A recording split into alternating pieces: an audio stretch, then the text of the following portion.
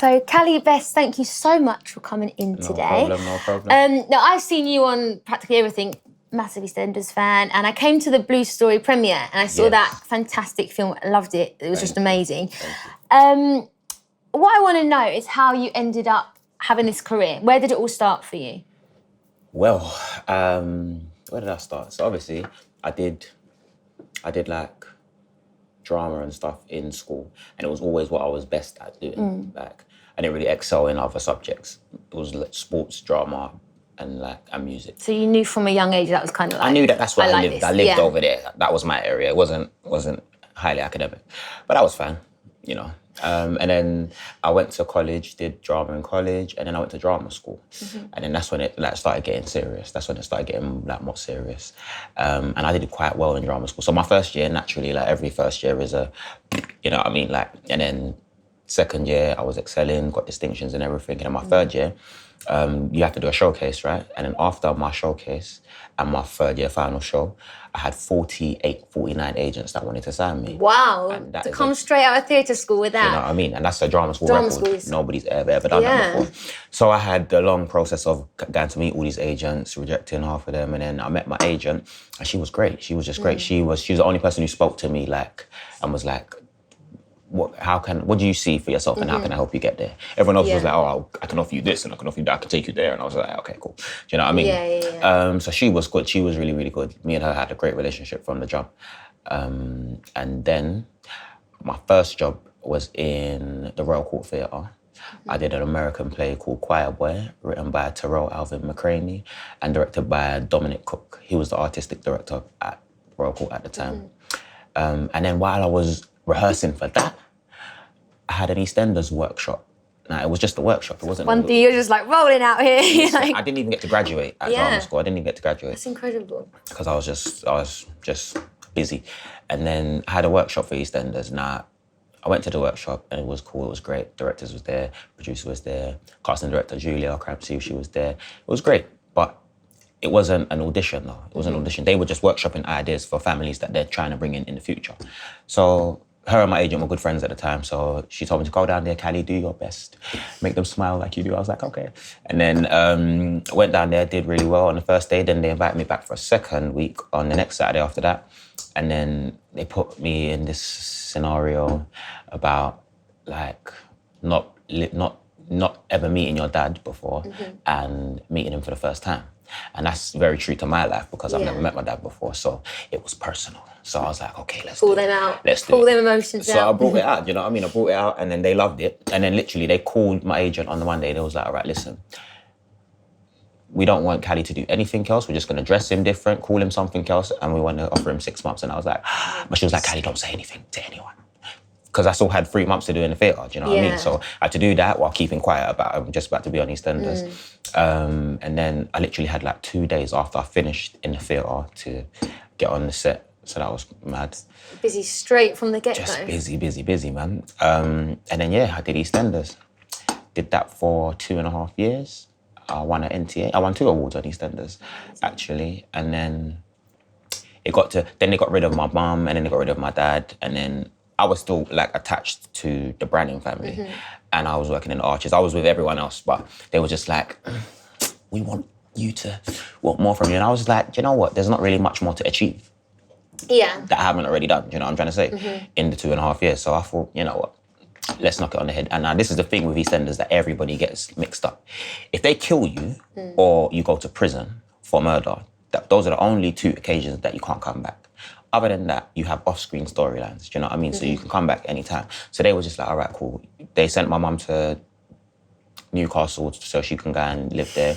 And then they was like, all right, cool. So Dexter's going to go and live with his mum for a bit. And then Lola went to go and stay with Dexter. And then Lola's come back now. So they mention me here and there. Yeah, they give you chances to come back in at any point. So the door's open, do you know what I mean? It's always open. But like I say, there's not really much more for me to achieve there. Yeah. I don't think. So then from there, did you go straight into film? Yes and no. So I did a little bit of theatre after EastEnders, just to get the muscles working again, and then I did quite a bit of TV. So I did Doctors for BBC, and then I did Goodnight Sweetheart for BBC. I did some other TV shows. Good relationship with the BBC. Well, that's what I mean. Like, it kept it rolling. Once they spot the talent, they're going to keep you, aren't they? Yeah, and it's the directors, because on EastEnders you get to work with so many different directors. Yeah. Every episode's a different director, so they remember you. You know what I mean? That's a good thing. Yeah. And then I did an American film called Show Dogs. Was that filmed in America? No, it was filmed in Pinewood Studios in Wales. Oh, wow. I didn't even know they had one. No, this is news to me. So I did that, and then that was really, really well. And I got that off a self-tape as well. Wow. They cast everywhere, and then I got that off self-tape. I was like, wow. Sweet. So they do work. And then what did I do? And then Blue Story came like a little bit after that. So did you ever think Blue Story was going to go as big as it did? Yes. You knew it from the get-go that was going to be... Well, it was always the plan for it, but I only knew it when we were all on set. Yeah. When we were all on set and we were doing it, I was like, all right, this is something. This is the one. Yeah. You know what I mean? And because I know Ratman, I've known him for a long time. We grew up in the same area when we was growing up. And I know his brothers, I know like close family friend. And I know Shiro's Story did very, very, very well. Yeah. And then when I read the script for Blue Story, I was just like, well, here is your next, you know what I mean? And I was just happy that he wrote that role for me as well. So I was very, very like grateful for that. Yeah. He seems, from what I've seen online, like sticks to giving everyone their chances and like, you know, looking after everyone he works with. Yeah. And I think that's a really nice way to have relationships with people. Yeah, he doesn't forget you. He will never forget you and he done like an online casting thing like during the quarantine. I watched it. That was so sick. I think that was so sick. Giving so many people opportunities just to get out there, to be seen. And then he like logs it down in his book. Like he'll remember you. So like if something comes up, he will remember. I think that's lovely way to work. And I think there's this new film been announced with, was it Russell Crowe? Like, that's huge. Yeah. Yeah, that's huge. He's got so many other like big projects after that. So I just hope that he can get this one done, because obviously the lockdown has messed everyone up. Do you know what I mean? I think sometimes in this world you get go-getters, right? Yeah. And I think no matter what, I know this has been a hard time for everyone during lockdown, but I think people that have that attitude, I think this can happen, but it won't stop them. Like it will continue, and he'll make some. No, because he's continued to write over the period as well. So he's got, and use that opportunity of having downtime to get writing done. Of course. You know. And I mean, like, he's got a great platform for himself at the moment. So all you've got to do is just keep the train going. Do you know what I mean? Get it on paper. Get it out. So you lived in LA for a while, or you visited LA? I visited LA quite often. So the first time I went, I only went for a week. I had a few meetings and auditions out there. So I went, and it was all brand new to me. Like when I got there, I was like, wow. It's the lights over, isn't it? I get there and I'm like, wow, LA. It's crazy. I love LA. It's my favourite place in the world at the moment. Miami was, but then I went to LA and I was like, See, I was saying this to a few people. So I lived there for 6 months. Okay. And when I was working, I loved it. But when I wasn't working, I began to slightly feel a bit lonely. Like as I got to like month 4, month 5, I was like, okay. And like I'm one of the people that can go anywhere and just get on with stuff. Yeah. But there I felt exceptionally lonely because a lot of it was all just a lot of fake. Yes. And I really struggled with that because my friends were all just like my friends from when I was 2. That's kind of my whole friendship group, like 3 of us. Yeah. So for me to try and make friends with people, I found it quite tough out there. Unless you were someone huge, they were not giving me the time of day. Out there. Yeah, very, that's very the superficial. word, superficial. They're not what they are on the surface, do you know what I mean? Everyone's got an ulterior motive in LA, and I've noticed that. But that's the thing, like what you're saying, when you're working, when you're doing stuff, like it's great because you've got your team around you. That is the land of work where acting is supposed to be done, you know what I mean? And even like, have you seen commercials out there? Their budgets for commercials are like budgets for seasons over here, do you know what I mean? It's crazy. So their industry for it is mad over there. So working over there is great, but like, I hear what you're saying when you mean like, when you're not working, it's a little bit... Yeah. I would just go to Universal every day. I got a pass and just went every day and went around the lot on the tour. Yeah. Which made me happy. It's just, And the Warner Brothers, did you go to Warner Brothers? No, I really want to. And I didn't go to Disneyland either. No, I didn't either. I didn't. Okay, maybe that's... Did you go to any theme parks? Did you go to, what's it called again? Six Flags. No, I haven't even heard of You was there this. for 6 months, you didn't go Six Flags. I don't even know about this. It's the best theme park in the world. I'm raging because I love a theme park. Listen, next time. Next time. I'm going to have to fly over there now. I'm like, take me to, what's it called? Six Flags. Six Flags now. You'll never ever forget it. Like, I went Six Flags, I lost my mind. I felt like a kid. It's just unreal. It's mad. Okay, that's on my list to do. So when it comes to like young kids getting into acting now, could you give any advice? When you say young, how young do you mean? I'm talking about people just growing up, like teenagers that want to get themselves involved. Because obviously I went to theatre school as well. I went to the Italia Conti and the Barbican, musical theatre school. Yeah. And I always say to people, you know, train, do this. But I see so many people now kind of getting into the industry without any training, but some people are so talented that some of them just haven't needed it. You know, they've just gone straight into films. But, you know, I've trained a long time and I've seen people that have trained all these years but never worked in the industry. So it's kind of a funny balance of what... I feel like there are two ways to get in. There's either the conventional way that we did, and then there's like I want to say luck. It's not Give luck. it a go. It's not luck. It's just unorthodox. Do you know what I mean? Like, you just find your way in. And both of them like have the same thing driving it. It's passion. If you're passionate while you're in drama school, then you will excel and succeed. But if you're just passionate about acting from the jump, then you'll find yourself in acting situations. So whether or not you're the lead or you're doing anything, if you're just there and you display your passion for it, again, you will be remembered. Do you know what I mean? So you will get your shot eventually. So that would be my first bit of advice. Just keep passion is it's the drive for everything. Like when you're a kid, you know what you automatically want to do because you just feel a drive to do it. So yeah, I like that advice. I'm gonna. That's good. And also because when you're young, like it's hard to be focused in the world we live in today. It's so hard to be focused on something. So I don't really have the formula to keep you focused for anyone. I don't have that formula. No one knows that. But just don't...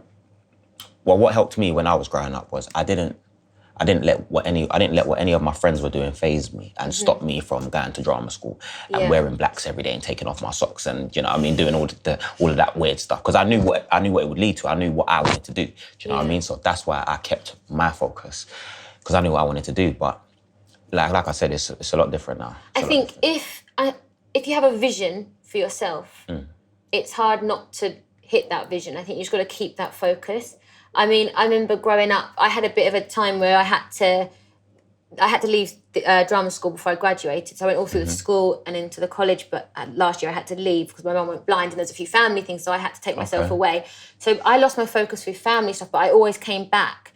I may have delayed everything, but I always knew from a little girl I wanted to be on that stage or I wanted to be behind that camera. There was no other question. And I think if you can find that at such a young age, you're going to do well regardless of anything. Of course. You'd always come back. That's the thing. And people are like, I know I've so many people that went to my drama school, right? I speak to them now and I'm like, what are you doing? I'm like, you still acting? They're like, no. I'm like, well, what why not? They're like, I branched off. I did something else. And I'm just like, I don't think that can happen to me. I don't think I'll ever not love it. Do you know what I mean? I get this. So I speak to a lot of my friends from theatre school and hardly any of them are in the industry. And I'm baffled because they even graduated and got their honours, BA honours degrees.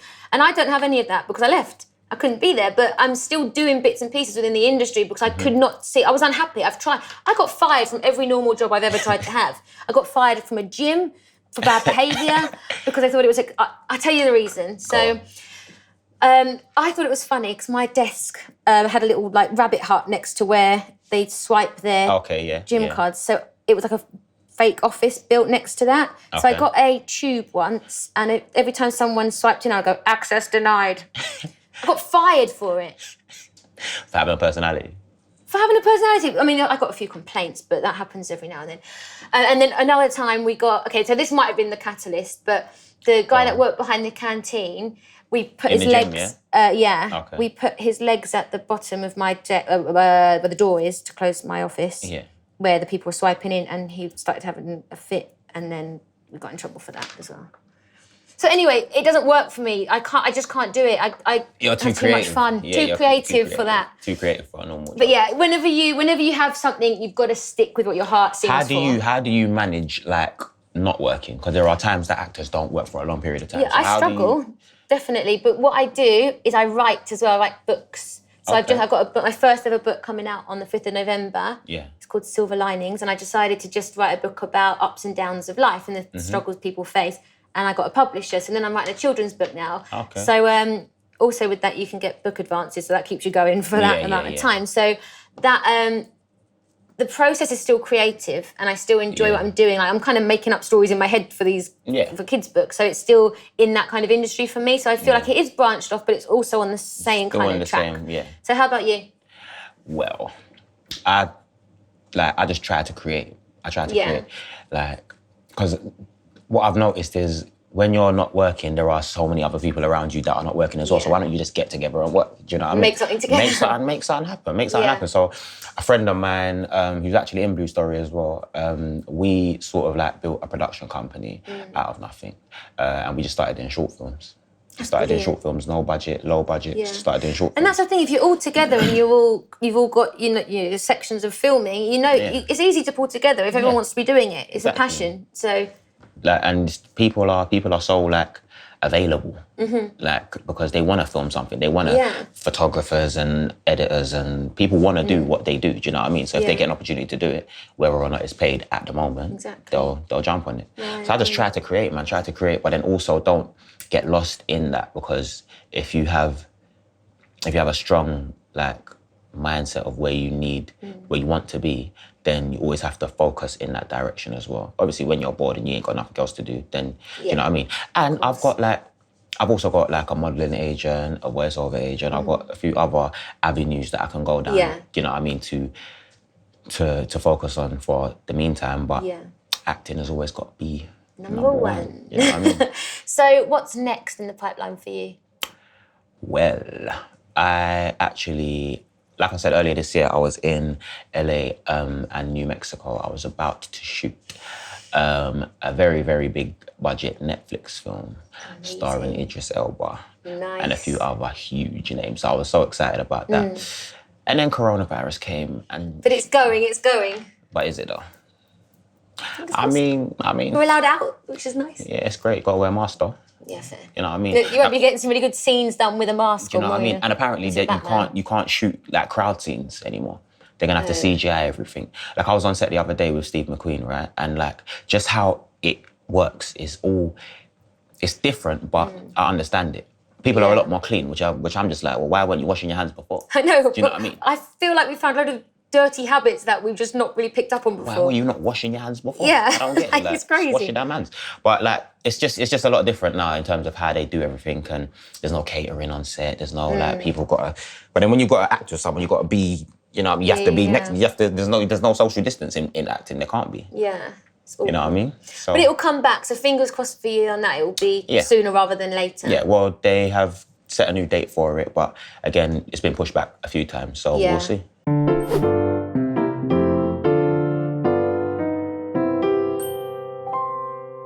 Now, I just wanted to do a quick fire question round with you. See your knowledge. Okay. So I've got my little sneaky drawer here of questions. I was not prepared. That was to get you off guard. Okay, I'm going to ask you 3 questions, and I'm giving you the category film and TV for obvious reasons. Okay, so first question. What famous film character quipped, "Frankly, my dear, I don't give a damn"? Was it A, Rhett Butler, B, Hannibal Lecter, or C, Jack Sparrow? Jack Sparrow? No. Am I wrong? Completely wrong. That's a completely different era. Well, I mean, it was like Rhett I said, I wasn't prepared. I swear people have always said that to me, like, "Frankly, my dear," and then it's like a really old... Oh, anyway, you learned something new today. There you go. Okay. Sounded very Johnny Depp, though. That's what I was like, it's got to be it. Well, very Johnny Depp. He's great as Jack Sparrow. My favourite all-time character, I swear. Okay, next. In which year was Coronation Street first broadcast? So, I mean, that's not my area. I was Eastenders. He was on the other end. But shall I give you the... Go on, let's see if I can get it. A, 1920, B, 1960, or C, 1940? 1960? Yeah, you got it right. Okay. So if this was like a game show where you won money, you'd have just won something. There we go. Unfortunately, we're not winning absolutely anything. Okay. Right, last one. What should we go for? Here you go. Which Netflix original crime drama's first 2 seasons are based on the story of a Colombian drug lord, Pablo Escobar? Was it A, Narcos, B, Pablo Escobar, or C, Queen of the South? Narcos. Yes, you're correct. we You go. win. What do I win? I don't know. Can I have a flower? There we go. You can have a flower to take home. I'll take it. 2 out of 3, you're a winner. Well, listen, thank you so much for coming in. And it's been a really good chat. I've learned a lot as well. Thank you. So thank you so Thank you for much. having me. And good luck with everything. Thank you. My darling, I love you.